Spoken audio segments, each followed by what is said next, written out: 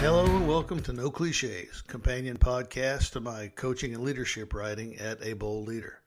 I'm T.D. Smyers, and I've been in leadership my whole life, from small teams to large organizations. And if that time has taught me anything, it's taught me that leadership is more art than science. In fact, I call it the gritty art. We'll go past the basics here, well beyond the LinkedIn leadership memes, and dive head first into some of the toughest situations a leader can face. This is a no-holds-barred leadership conversation, so strap in.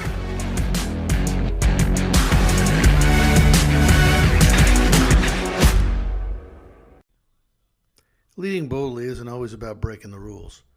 A bold leader's best moments often come from navigating a group through unknown territory, a threatening situation, or even an unpopular requirement. The story I'm about to share features all three.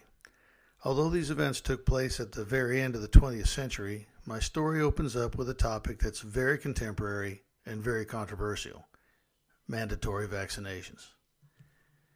It's often said that leadership is basically just influence. One definition I heard early in my career was, leadership is getting people to do something they don't want to do and like doing it. Especially today, with the workforce in flux and facing new requirements amidst a deluge of conflicting and confusing information, it's crucial that leaders wield every skill in their repertoire to successfully navigate their teams through uncertain times. In my coaching practice, I help executives intentionally grow in 10 crucial leadership skills: authenticity, competence, drive, courage, trustworthiness, integrity, openness, empathy, transparency, and curiosity. You'll encounter good and bad examples of almost every one of these in this tale. I know, it's a story I participated in firsthand. Now, this is a story about leadership in tough situations. It intentionally does not enter into the current public debate over COVID-19 vaccination policies. These experiences, observations, and insights are passed along in the hope that leaders facing similar workplace requirements today can draw from them. It was 1999. 2 Navy aviation squadrons were tasked with operational detachments to South Korea in the following year. Tensions were high in that area of the world at the time and every bit as volatile as they are today, if not more so. Our North Korean adversary was believed to have weaponized anthrax, a brutally destructive and infectious bacterial disease. At the time, and for several years to follow, anthrax was considered the most serious biological threat to troops on the battlefield. In fact, the Department of Defense had embarked on a campaign to vaccinate every warrior in every branch of the service, but were having difficulty getting hold of enough vaccine to pull it off. Priority was being given to those bound for Southeast Asia. As the order came down, word quickly spread at our 2 squadrons. Everyone operating in and around Korea would be required to have at least the first 2 shots in the full Anthrax Vaccine series. 6 shots spaced out over several months. The Anthrax vaccine had only recently received FDA approval following reopening of the manufacturing facility after a closure, and was very controversial. Stories of horrible side effects were all over the news and popping up frequently on the fledgling internet. Now, there might be a tendency at this point, especially if you've never served in the armed forces, to consider this scenario a classic military situation, one in which the commander simply orders, "Take that shot," and then the sailors dutifully line up with exposed arms to follow the order. In reality, the challenge faced by the leaders in this story bears a closer resemblance to one you might face in any company or organization in the private or social sectors. The men and women of these 2 squadrons were mostly reservists, citizen sailors who had spent some time on active duty, then left to pursue full-time civilian careers, signing back on to wear the uniform, continue to serve, and receive pay on a part-time basis.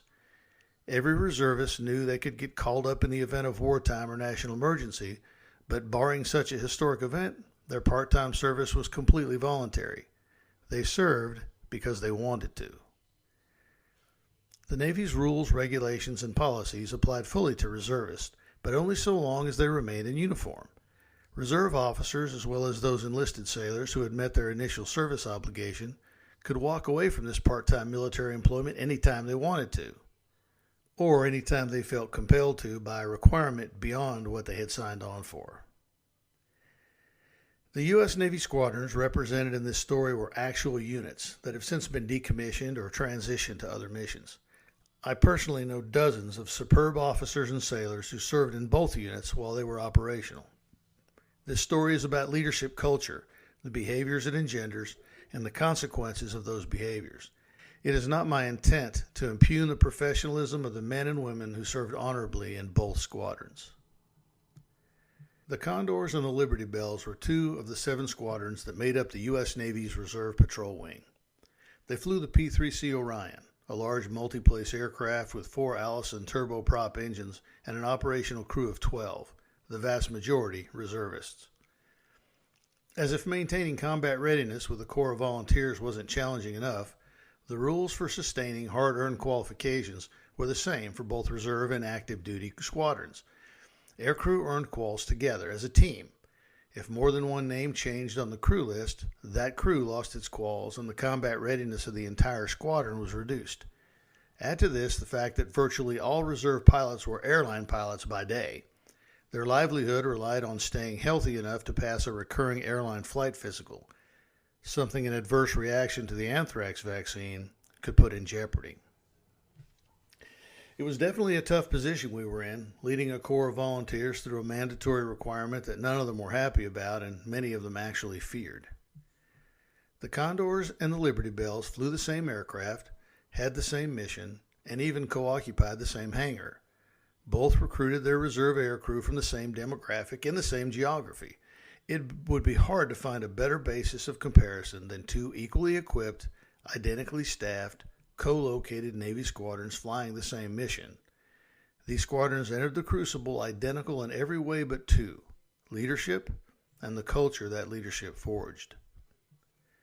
Once the orders were confirmed, the Condors and Liberty Bells got together to discuss ideas for handling the vaccination requirement. Each agreed they should have their own all-hands meeting to announce the requirement, set expectations, and address concerns. And that was the last thing they agreed on. Now, as senior leaders, we had our work cut out for us. What any of us personally thought about the vaccine mandate was irrelevant. Our collective job was to field combat air crews to deploy to the Western Pacific and counter the North Korean threat, trained, certified ready, and vaccinated. Accomplishing this goal was about duty. It also bore the requirement to overcome fear with trust. And there's no just-in-time tactic for fostering trust. The foundation for success or failure had been laid in each squadron well before word of the mandate made its way down the chain of command. From the minute those squadron leaders left that initial meeting and headed back to their ends of the long hangar passageway, their organizations began to move in very different directions, guided by the cultures nurtured over years of cascading leadership. In fact, there's a case to be made that culture alone would have yielded different results, even if the squadrons had made all the same decisions and executed identically. The stronger squadron culture, grounded in proven trust and earned loyalty, having the advantage, as sailors responded to the vaccine requirement positively so as not to let their team down. Such is the power of a consistent culture of trust, and this could very well have been the case in this story. But as it happened, the uniqueness of their 2 cultures was also profoundly reflected in the decisions each made and the way they each executed on 4 key approaches: delivering the message, leadership's response and example, information transparency, and holding the line. Each squadron decided to address the mandate at a day-long all-hands meeting. Condor and Liberty Bell leadership both looked at this meeting as a vitally important first step toward pulling the mandate off successfully while staying combat ready. But even from that mutually shared perspective, each teed it up in a completely different way. With a call to Washington, the Liberty Bells booked a national expert in vaccine epidemiology to fly in and present information on the threat and the vaccine to their sailors during the morning session of the all-hands meeting. The commanding officer would convene the meeting, then hand it over to the expert to brief the squadron on the vaccine's safety and efficacy. Condor leadership worked with the local flight surgeon to put together a brief for the morning session of the all-hands meeting. The commanding officer would kick the meeting off by officially announcing the mandate, then the flight surgeon would present data on the threat and the vaccine's safety and efficacy. The Condor's flight surgeon proved the better choice for presenter. He'd spent years building relationships and proving to the squadron sailors that he was trustworthy. He'd now be in a position to leverage that trust to credibly deliver difficult news. On top of that, after the commanding officer officially announced the vaccine requirement, the entire top level of leadership stood up, joined the CO on stage, rolled up their sleeves, and took the shot from the medic as the flight surgeon filled in the rest of the squadron on facts and myths surrounding anthrax and the vaccine. Dramatic? Maybe. Powerful? Big time. Conversely, the expert from Washington was viewed as a dubious outsider. The Liberty Bell audience didn't care what he had to say because they didn't trust him. He was a DC plant and part of the problem, here to sell us on the vaccine with cherry-picked facts and a slick presentation. There was no foundation of trust supporting this approach. Both squadron commanding officers kicked off their respective meetings, which isn't really surprising because this is just what commanding officers do. Walking up to the microphone first, however, was the extent of their similarities. The Liberty Bell set up microphones in the aisles for an open mic Q&A session in the afternoon. After the morning session, sailors would break for lunch, then come back to a public Q&A session led by the Washington expert. The Condors placed a blank index card and a pencil on each seat and bins at the exits. Sailors were asked to write down their questions during the information session, then deposit them in the bins on the way to lunch. The squadron's leaders and the flight surgeon would spend their lunchtime going through the cards, consolidating the common questions, talking through answers, and preparing presentation slides for the afternoon. At the afternoon Q&A session, the Liberty Bells had a near riot on their hands. The aisles filled with frustrated people wanting answers they could trust and not getting them from the Washington expert. The crowd grew more angry as the afternoon drug on, with one of the largest voices of dissent coming from none other than the commanding officer. Conversely, the Condor's afternoon was at least controlled, if not serene. The squadron had already witnessed where their leaders stood on the issue. Use of the cards had removed the element of emotion from the sailors' questions and provided leaders with awareness of the main issues of concern, so they could consolidate their response in a concise, structured briefing. It was over early, giving sailors back some of their time that afternoon. Condor sailors still had concerns, but they hadn't been whipped into a frenzy. They'd gotten some stabilizing info, had some of their fears addressed by a trusted colleague, and witnessed their leaders doing exactly what they were being asked to do, but doing it first. It was a decent start down what everyone expected to be a very rocky road. While both squadrons saw the need to provide a continuous flow of information to the sailors, the two disagreed on the types of information to include. The Liberty Bells culled through newspapers, periodicals, and web posts to harvest all the positive info they could for dissemination to the sailors. It was important to them not to give a voice to the dissent, so they left out any pieces that were not supportive of the vaccine or the mandate. The Condors set out to be completely transparent with sailors, addressing the issue directly, but without giving it more than its due level of concern. Condor leaders also figured sailors would see the negative stuff somewhere else anyway, so leaving it out of the official information would likely yield distrust. Everything the squadron could find on the vaccine was published in an information library everyone had access to. In fact, sailors were encouraged to add to the library if they found something that wasn't already there, positive or negative. It proved ridiculous to expect that providing only positive info from the squadron would somehow engender a spirit of cooperation from them. Liberty Bell sailors found the full spectrum of information from other sources, and leadership's efforts to control negative information came across as censorship, destroying their trustworthiness. The Condors found that posting credible and crazy info side by side had the helpful effect of highlighting the stark difference between the two. More importantly, it demonstrated that their leaders would hide nothing from them. Condor leadership had earned the sailors' trust through openness, integrity, and transparency. So what would each squadron do with the non-compliant? For the few active duty sailors in the squadron, an administrative discharge would be pursued. Reservists faced immediate separation from the squadron.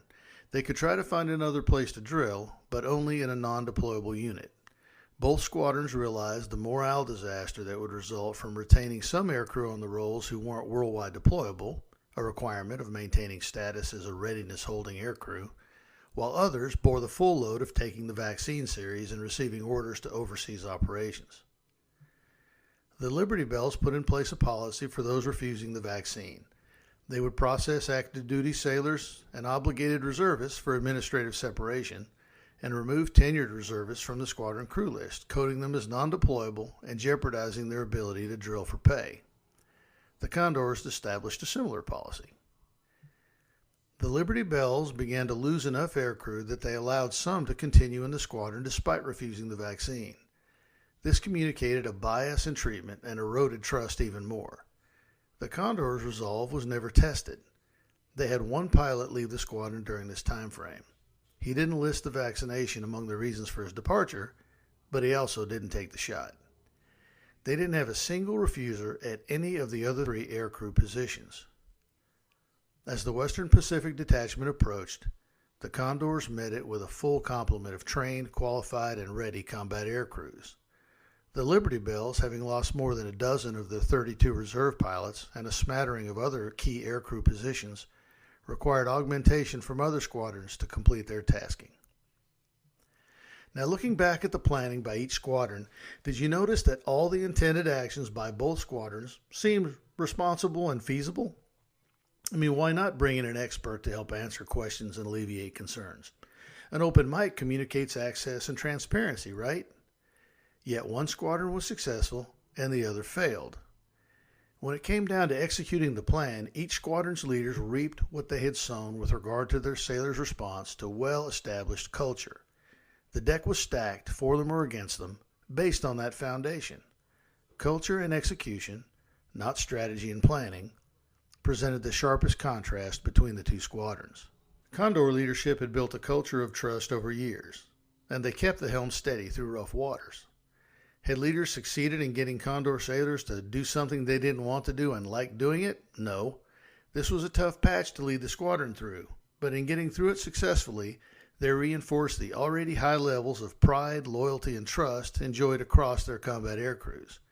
In fact, the squadron was even stronger after successfully navigating through this challenge.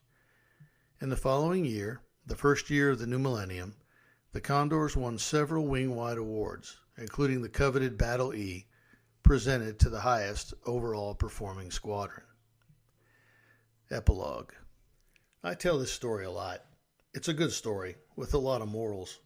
I've shared it as part of American University's leadership curriculum. I've shared it with MBA students at Texas Christian University.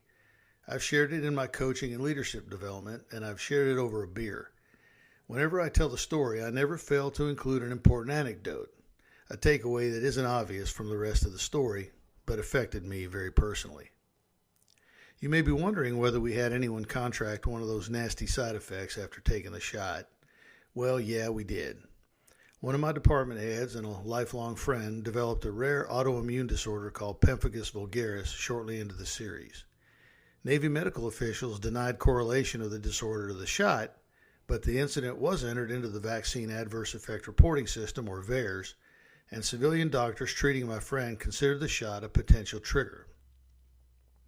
He suffered for years with pemphigus, a constant reminder to me of the high toll duty can take on those we serve as leaders. He's now fully recovered and out from under the shadow of pemphigus. In fact, he contributed to the story, a story with a happy ending in this case. About the time we got everyone through the second or third shot in the series, DoD reversed the mandate due to a short supply of the vaccine. As a leader at the tactical and operational levels, this was perhaps the first time I'd felt betrayed by senior leadership. I felt I had carried my end of the log, done my duty, only to be left with excuses for why I was forced to betray my sailors' trust by not completing the journey I had led them to begin. We did operate in the Western Pacific, protected enough, I presume, in the eyes of the short-sighted bureaucrats who ordered officers like me to deliver on our duty without providing us the resources necessary for success. In September 2002, the United States General Accounting Office issued a report to Congress about the impact the anthrax requirement had had on retention of Reserve and National Guard aircrew. In 2004, a court injunction halted the military's mandatory vaccination program, declaring the previous 6 years of vaccine administration to be illegal. Later, in 2004, The Condors transitioned from their maritime patrol mission to a logistics one, trading their VP designation for a VR one and their P-3C Orion aircraft for the C-130 Hercules. The Liberty Bells were decommissioned that same year.